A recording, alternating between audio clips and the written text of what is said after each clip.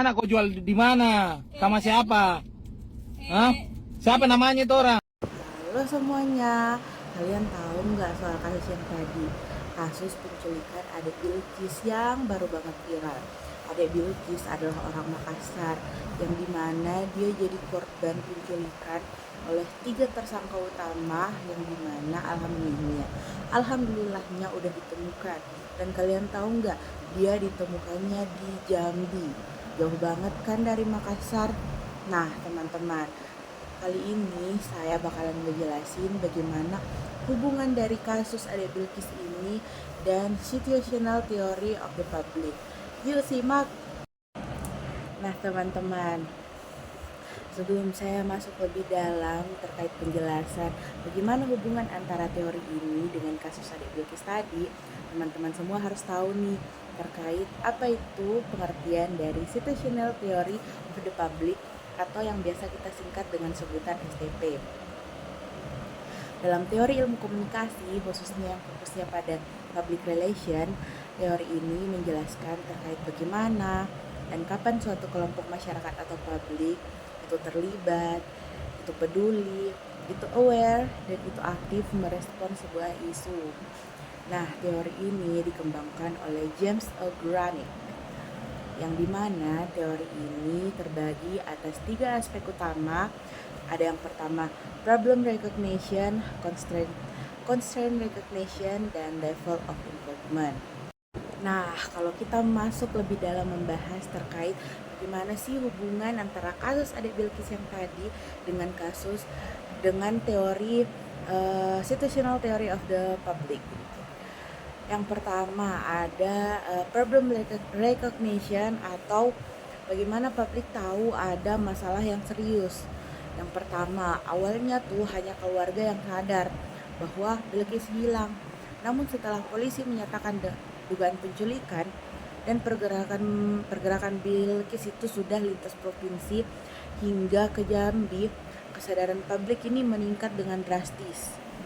Nah, faktor yang membuat kesadaran publik meledak yang pertama ada video dari orang tua Bilqis yang dimana dia menangis, dan video tersebut menyebar di TikTok.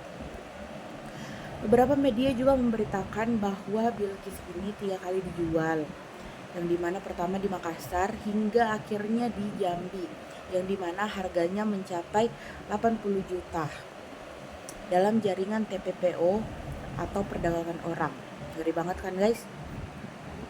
Polisi menetapkan ada 4 tersangka dan menyebut ada indikasi sindikat jual beli anak lintas daerah. Semua ini membuat publik menyadari bahwa ancaman penculikan anak itu nyata dan dekat, bukan sebuah kasus yang jauh, terutamanya bagi warga Makassar.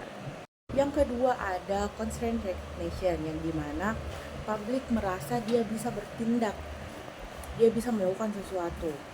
Nah, dalam teori situational theory of the public itu menjadi aktif kalau mereka merasa punya kemampuan dan ruang untuk bertindak.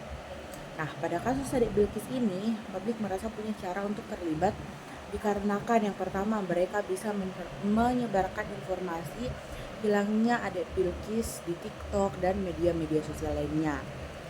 Yang kedua, publik bisa menekan polisi untuk bergerak melalui sebuah komentar, tagar, atau live update.